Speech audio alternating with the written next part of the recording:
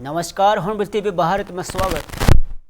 लखनऊ के इंदिरा गांधी प्रतिष्ठान में मुख्यमंत्री योगी आदित्यनाथ ने लोक माता अहिल्याबाई मातृशक्ति यात्रा योजना का शुभारंभ किया और विशेष बासों को हरी झंडी दिखाकर रवाना किया।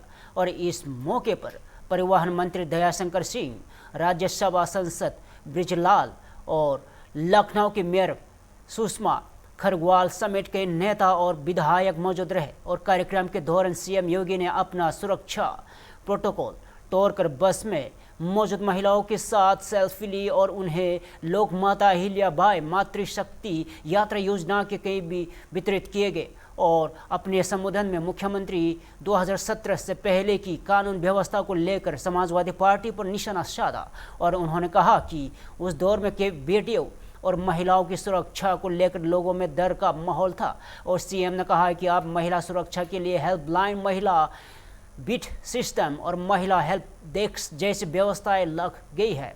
और मुख्यमंत्री योगी आदित्यनाथ ने बड़ी घोषणा करते हुए कहा है कि 60 वर्ष से अधिक उम्र की महिलाएं रोडवेज बसों में मुफ्त यात्रा कर सकेगी। और वही रक्षाबंधन से पहले 27 और 28 और 29 अगस्त को महिलाओं को विशेष बस सेवा में मुफ्त यात्रा की सुविधा दी जाएगी, जिसमें बेटी के जन्म से लेकर के उसकी शिक्षा तक,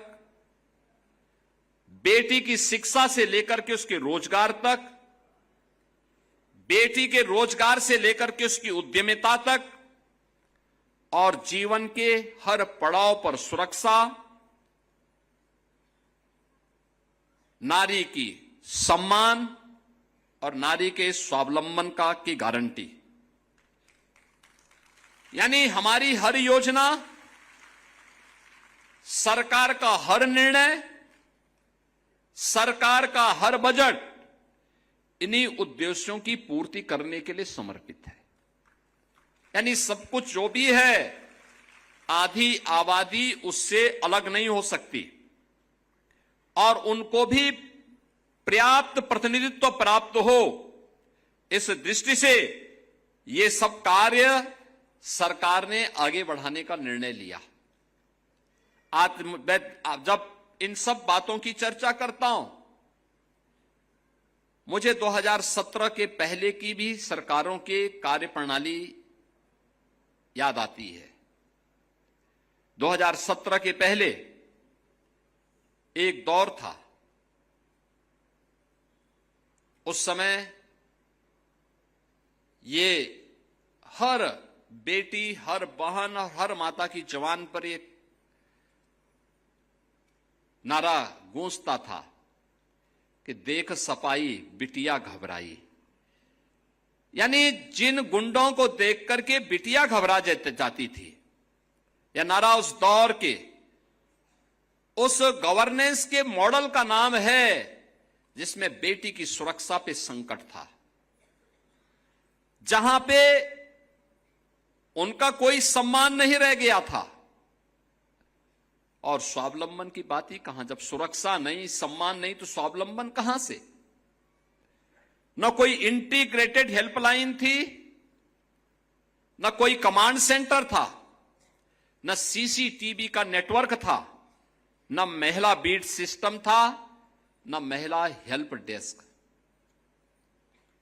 पेंशन और छात्रवृत्ति बिचौलिए तय करते थे और पुष्टाहार पर माफिया का कंट्रोल था।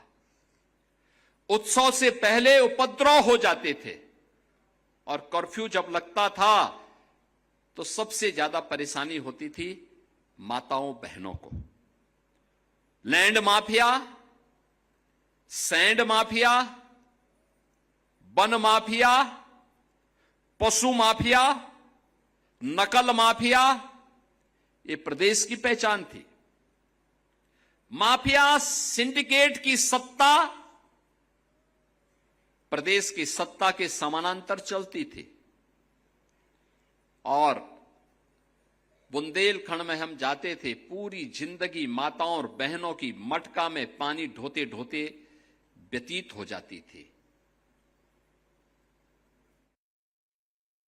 लखनऊ में बुधवार को जश्न ईद मला दूधनी का भव्य जुलूस पूरे आधिकत अकीदत और उत्साह और शान के साथ निकला गया और शहर के अलग अलग प्रमुख मार्गों से गुजरते जुलूस का जगह जगह लोगों ने स्वागत किया और बड़ी संख्या में अकीदतमंद जुलूस में शामिल हुए और नात ए पाक पढ़ते हुए आगे बढ़े और इस दौरान भाईचारे, मोहब्बत और आपसी सौहार्द की खूबसूरत तस्वीर देखने को मिली और जुलूस के स्वागत के लिए जगह जगह समाज सेवी मौजूद रहे और उन्होंने आदि अकीदतमंदों को ईद मिलादुन्नबी की मुबारकबाद दी और वही सुरक्षा को लेकर पुलिस प्रशासन ने पूरी तरह अलर्ट नजर आया और जुलूस मार्ग पर पुलिस की पैनी निगरानी रही और जबकि सीसीटीवी कैमरों और ड्रोन के जरिए भी निगरानी की गई और सोशल मीडिया पर नज़र रखने के लिए कंट्रोल रूम से भी बनाया गया और वही मौलाना खालिद रशीद फरंगी महली ने ईद मिलादुन्नबी के मौके पर लोगों को मुबारकबाद दी और भाईचारे एवं अमन का संदेश दिया। आज ईद मिलादुन्नबी के मुबारक मौके पर मैं तमाम अहले वतन को इस मुबारक दिन की दिली मुबारकबाद पेश करता हूं और पूरे मुल्क में बड़े पैमाने पर जुलूस नबी पाक सल्लल्लाहु अलैहि वसल्लम की याद में निकल रहे हैं और हमारे शहर लखनऊ में भी आप सल्लल्लाहु अलैहि वसल्लम की तालीमात को आम करने के लिए और सहाबाए कराम से अपनी अकीदत और मोहब्बत का इजहार करते हुए जुलूस मदीर साहबा सवेरे अमीनुद्दौला पार्क से रवाना हो चुका है और इंशाअल्लाह रकाबगंज, मौलवीगंज होता हुआ नखास और हैदरगंज होता हुआ ईदगाह पहुंचेगा और इसमें तकरीबन 200 अंजुमनों ने हिस्सा लिया है और तमाम अंजुमनें रंग बिरंगे झंडे और बैनर ले करके और दुरूद सलाम पढ़ते हुए रास्ते में जा रहे हैं और ये अच्छी बात है कि अपने शहर की गंगा जमनी तहजीब का एक बार फिर से मुजाहरा करते हुए मुसलमानों के साथ साथ बड़ी तादाद में हमारे गैर मुस्लिम भाइयों ने भी सबीलें लगाई हैं और जुलूस में शरीक होने वालों का इस्तकबाल कर रहे हैं। आगरा में मिस टीम इंटरनेशनल 2026 की फाइनलिस्ट ने ताजमहल का दीदार किया और जयपुर में होने वाले आगामी कार्यक्रम से पहले फाइनलिस्ट आगरा पहुंची जहां उन्होंने ताजमहल की खूबसूरती की करीब से देखा और ताजमहल परिसर में फाइनलिस्ट की तस्वीरें खिंचवाई और इस यादगार पल को कैमरे में कैद किया और मिस टीम इंटरनेशनल इंडिया 2026 के फाइनलिस्ट दिव्या वाधवा ने भी ताजमहल भ्रमण कर अपनी खुशी जाहिर की और जयपुर में होने वाले कार्यक्रम से पहले आगरा का यहां दौरा उनके लिए खास अनुभव रहा। अभी ले लो, अभी ऐसे ले लो। अरे कोई लोग नहीं आ रहे ना। अरे इनको आगे कर देता हूँ ना, इनको आगे कर दो। इन दोनों दादा करने का भैया फोन याद बना लेना। अरे वीडियो कर लो।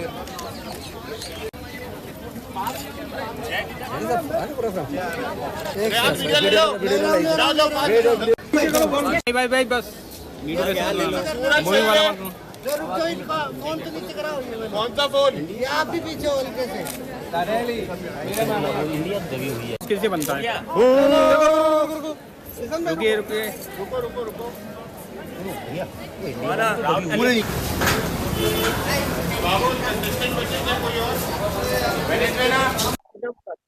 नमस्ते, मेरा नाम दिव्या वाधवा है। मैं मिस टीन इंटरनेशनल 2026 में इंडिया हमारे भारत को रिप्रेजेंट कर रही हूँ। बहुत ही प्यारा एक्सपीरियंस था, बहुत ही अच्छा लगा कि हम यहाँ ताजमहल आए, सारी कंट्रीज को लेकर आए, उनको भी ये जगह बहुत सुंदर लगी और ये बहुत ही गर्व की बात है कि ताजमहल हमारे हिंदुस्तान में, हमारे इंडिया में वन ऑफ द 7 वर्ल्ड के वंडर्स में से एक। 30 अगस्त को जयपुर में हमारे इंडिया में मिस टीन इंटरनेशनल 2026 हो रहा है, जो कि वर्ल्ड का सबसे बड़ा टीम पैजेंट है, जहाँ पर 30 से भी ज़्यादा कंट्रीज पार्टिसिपेट कर रही हैं और 30 अगस्त को हमारा ग्रैंड फिनाले है जब हमें हमारी नई miss tin international 2026। Greater Noida में नवानकुर 2026 ओरिएंटेशन प्रोग्राम का आयोजन किया गया जिसमें बीजेपी सांसद अनुराग सिंह ठाकुर शामिल हुए और कार्यक्रम के दौरान उन्होंने युवाओं और प्रतिभागियों को संबोधित किया और मार्गदर्शन दिया और अपने संबोधन में अनुराग सिंह ठाकुर ने युवाओं की भूमिका और नेतृत्व क्षमता और देश के विकास में उनकी भागीदारी पर जोर दिया। कार्यक्रम में बड़ी संख्या में प्रतिभागी मौजूद रहे और सुनिए अनुराग सिंह ठाकुर ने संबोधन में ये क्या हिस्सा कहा। And driven by the youth power. You have Startup India, Digital India, Skill India, Make in India, and Atal Innovation Mission, and an ecosystem perfectly aligned with the vision of our youth that encourages innovation, entrepreneurship, and enterprise. You have an ecosystem now where young minds are just not encouraged to dream, but also given an opportunity and platform to turn their idea into reality. अच्छा, आप एक बात मुझे बताइए, मुसद्दी लाल के बारे में कितने लोगों ने सुना है भाई?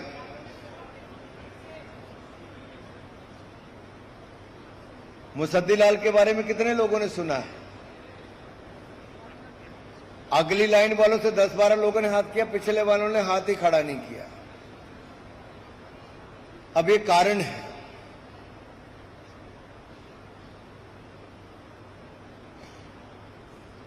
मुसद्दी लाल, वो शाहिद कपूर के बारे में कितने लोग जानते? जरा हाथ खड़ा करें।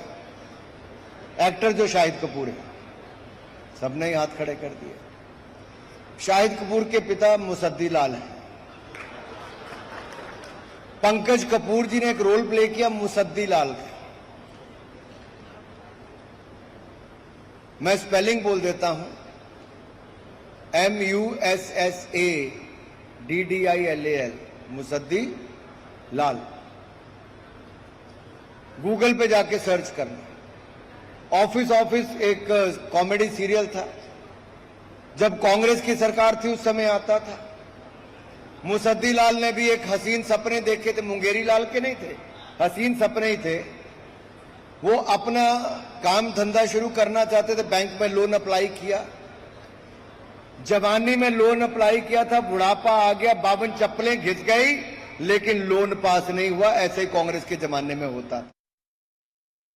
जापान के नागोया में celebrating India Japan next generation economics partnership कार्यक्रम का आयोजन किया गया, जिसमें केंद्रीय वाणिज्य एवं उद्योग मंत्री पीयूष गोयल शामिल हुए। कार्यक्रम के दौरान उन्होंने भारत और जापान के बीच आर्थिक साझेदारी को और मजबूत करने से जोर दिया और अपने संबोधन में पीयूष गोयल ने दोनों देशों के बीच व्यापार, निवेश और भविष्य की आर्थिक संभावना पर बात की और उन्होंने भारत जापान सहयोग को नई पीढ़ी के नए अवसरों से जोड़ते हुए दिशा में आगे बढ़ने का संदेश दिया। और सुनिए उनके संबोधन का ये अहम हिस्सा। For data centers, given the large size of India's grid, our electricity grid is already 520 gigawatt single grid on one frequency across the country, with nearly 60%, 300 gigawatt of clean energy, and expected to grow in the next 7 to 8 years into 1,000 gigawatt grid with 700 gigawatt of clean energy. We are able to offer data at a price which is only 5% of the cost of data in Japan, only 5%. We are today the world's largest consumer of data, with 1 billion internet users and the second largest number of ChatGPT users in India. Friends, the large pool of talent, the scale of business, the domestic demand that 1.4 billion Indians generate, and the collective commitment of our country, of the people of our country, to grow from a $4 trillion economy today to a $30 trillion economy by 2047 drives young India to aspire for more, to aspire for a better quality of life. Our average age is only 30 years, 29 years. As Prime Minister Narendra Modi told our business leaders in Delhi. राज्य में छात्रों ने प्रदर्शन के दौरान police कार्रवाई को लेकर प्रेस कॉन्फ्रेंस की। छात्रों ने पुलिस की कार्रवाई पर सवाल उठाते हुए पूरे घटनाक्रम की जानकारी सामने रखी और प्रेस कॉन्फ्रेंस के दौरान छात्रों ने अपनी मांग और पुलिस की कार्रवाई को लेकर अपना पक्ष रखा। छात्रों का आरोप है कि प्रदर्शन के दौरान उनके साथ कार्रवाई की गई और जिसके बाद अब उन्होंने इस मामले को लेकर आवाज़ उठाई है। इस दौरान छात्रों ने आगे की रणनीति को लेकर भी जानकारी दी। जो विपक्ष की प्रेशर बढ़ने लगी तो मैंने देखा कि वो लोग हमारे पुराने केस सैमफर्ड जो आज से 2 महीने था, बिना सूचना दिए हमें वहाँ से हमारे घर से डिटेन कर लिया गया था और हमें ये रास्ते में बताया गया था कि आपके प्रोटेस्ट के मामले में केस हुआ है। तो मुझे लगा केस हुआ है, मैं जानना चाहती हूँ कि ऑफकोर्स हम लोग संवैधानिक अधिकार रखने वाले लोग हैं। तो हम लोग जब सवाल किया तो उन्होंने कहा कि आपको बस 1 से 1.5 घंटे के अंदर छोड़ दिया जाएगा, लेकिन 6 से 7 घंटे के बावजूद भी मुझे डिटेन करके रखा गया। अंत में जो विपक्ष की प्रेशर बढ़ने लगी तो मैंने देखा कि वो लोग हमारे पुराने केस सैमफर्ड जो आज से 2 महीना पहले केस हुआ था, मेरे में झूठे मुकदमे किए गए थे STSC के और सैमफर्ड के सफाई कर्मी के द्वारा मेरे में झूठे केस करके मुझे रोकने की प्रयास की गई थी, जिसमें मेरे में STSC का धारा लगा दिया गया था और वहाँ के बाउंसर के द्वारा भी मेरे पे केस किया गया था। तो मैं एक बात बताना चाहती हूँ कि 18 अगस्त को हमें STSC केस में बेल मिल चुकी थी। उसके बावजूद भी इन्होंने पहले देखा कि इस पे कोई और मुकदमा तो नहीं है, तो वो 285 कांड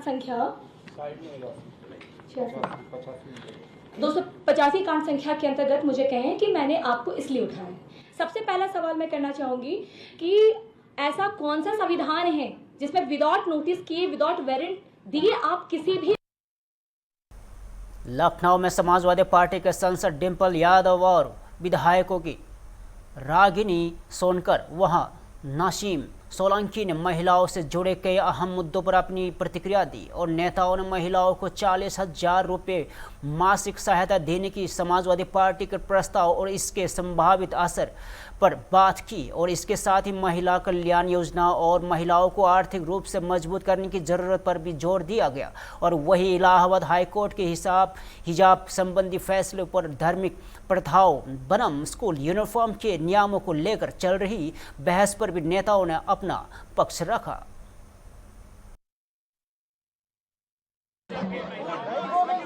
मेरा मानना है जिस तरह समाजवादी पार्टी ने लैपटॉप वितरण का कार्य किया, महिलाओं को पेंशन देने का काम किया, कन्या विद्याधन देने का काम किया, तो जो बात यहाँ से कही जा रही है कि हर महिलाओं को 40,000 रुपये समाजवादी पार्टी देगी और अध्यक्ष जी ने बताया भी है कि किस तरह समाजवादी पार्टी 40,000 रुपये महिलाओं को देगी सम्मान निधि।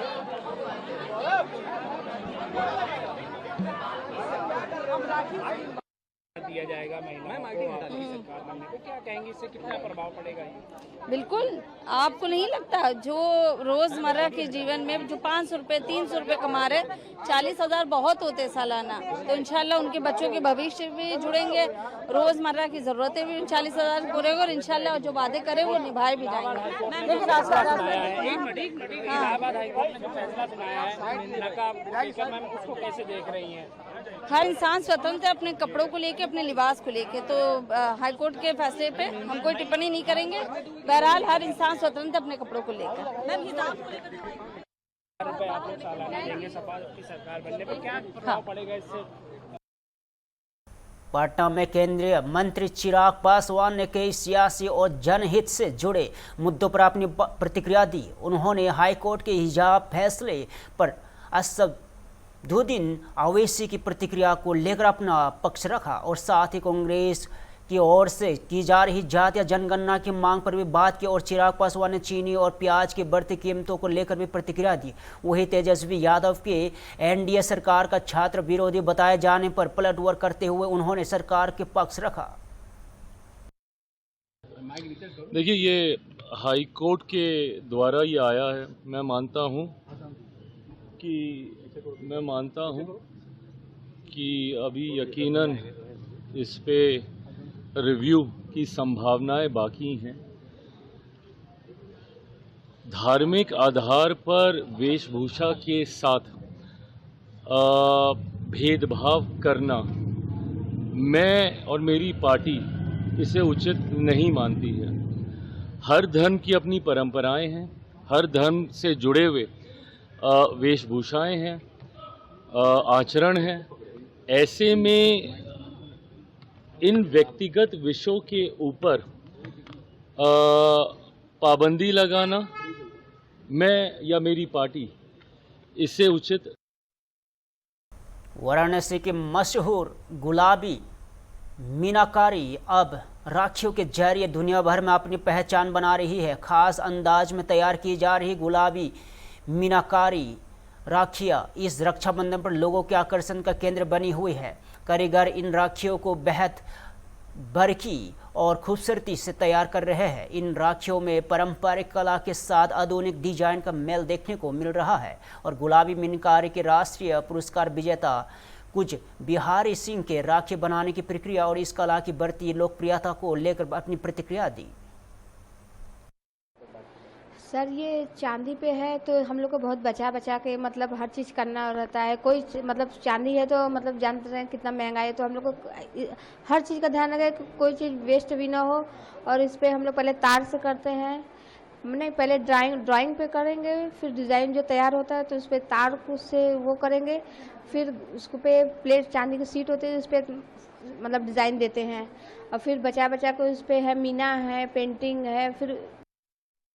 फिलहाल के लिए इतना ही। ताज़ा खबरों बने रहिए हम टीवी भारत के साथ।